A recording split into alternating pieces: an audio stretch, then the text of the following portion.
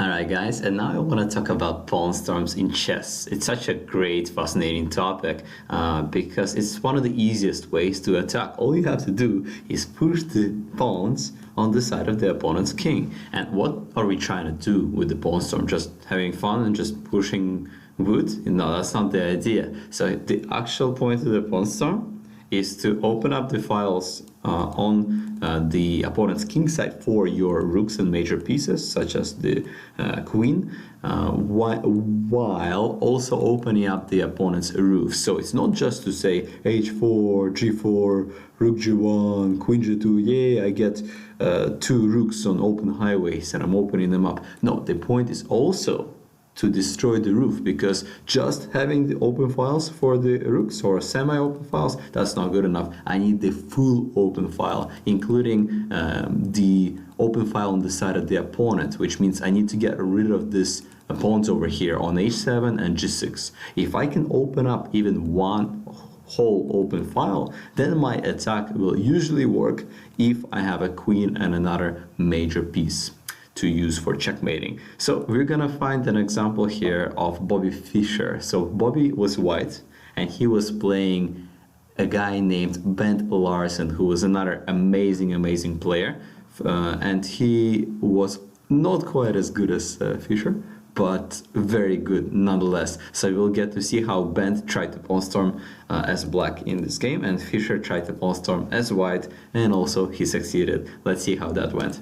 b5. Bent says, yeah, I'm gonna kick away the knight, I'm going to put the queen back, not on b6 because of the bishop, but somewhere on c7 in the future, while supporting the p-pawn with the other rook. And then here come the pawns, and they're not stopping. We're gonna try to get to b3, and a lot of people say, why don't we just put the queen here and just play a5, a4, a3? Sometimes that's okay, but you also close down the position. Like if white manages to trade off these bishops, then by the time you play a3, I'll just play b3. So the point of a pawn storm is to open up a highway at any cost. You're not scared to sacrifice a pawn or even sometimes a piece just to open those roof pawns up and to open those files up. Black is very happy to sacrifice a bishop, for example, just to open up the A and B files if such an opportunity arises. Let's see how this worked out in this game.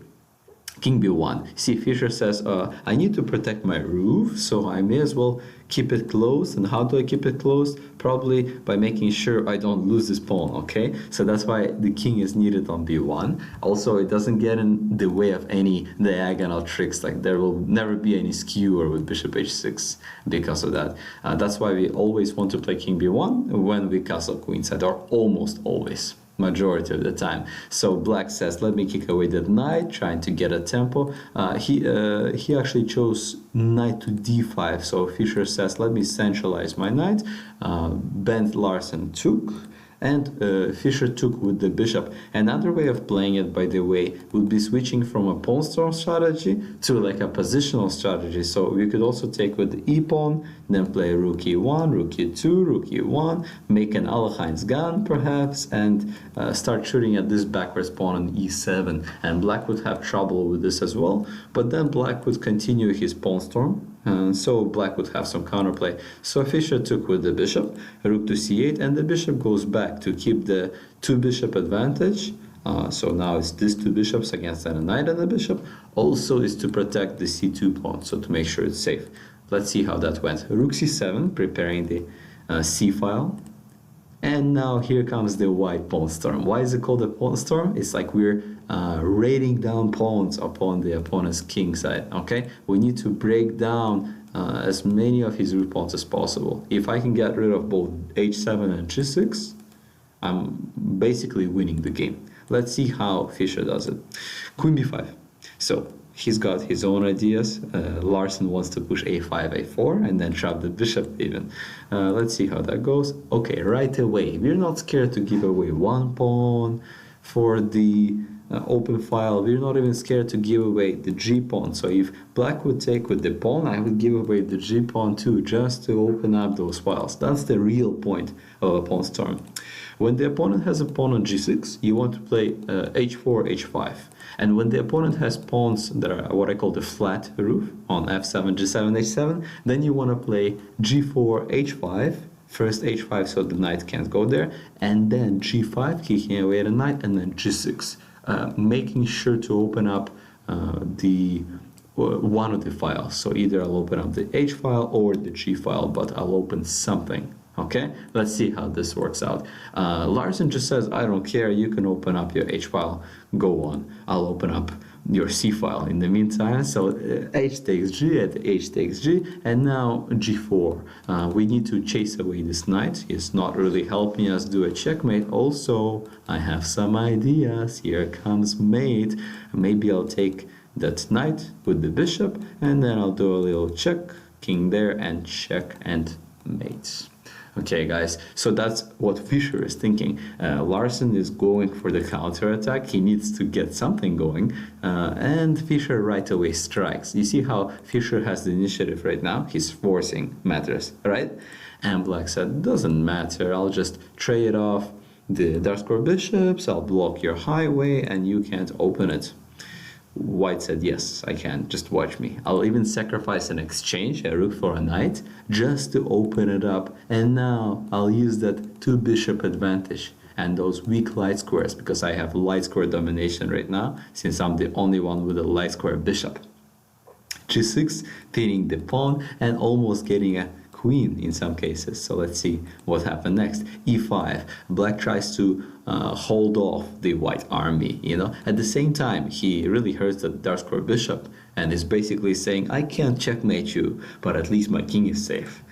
So that's not gonna work for Larson here, because that allows white to have an almost free attack. See, black pieces shouldn't make too much trouble for the white king, because there aren't enough of them. If only black had a bishop, then it's a different story. But just with 3 attackers against 2 defenders and the roof, I don't believe there can be any harm to the white king. So black is going for desperate measures. He's saying, at any cost, I need to open up this bishop. Let's see how that turns out. He sacks a pawn, so he doesn't care about pawns right now. And now he also takes the f7 pawn. His plan is eventually to open up the bishop in a lot of cases. And also, at the same time, he is attacking the weak f3 pawn. Fischer says, my pawn is more important.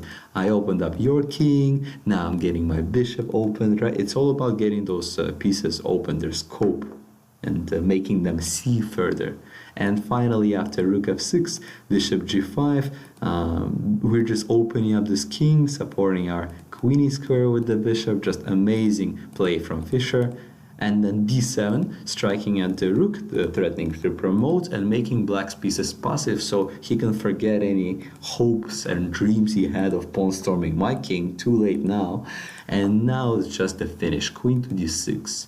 If black tries to stop it, thank you for opening up your king and getting rid of the roof. I don't even care about material, I just want to do a nice little checkmate with my nice bishop, my nice little pawn, and my nice queen. So not much black can do at this point, all because we sacked those G and H pawns to open up those files and open up that black king. So that's really the point of the pawn storm.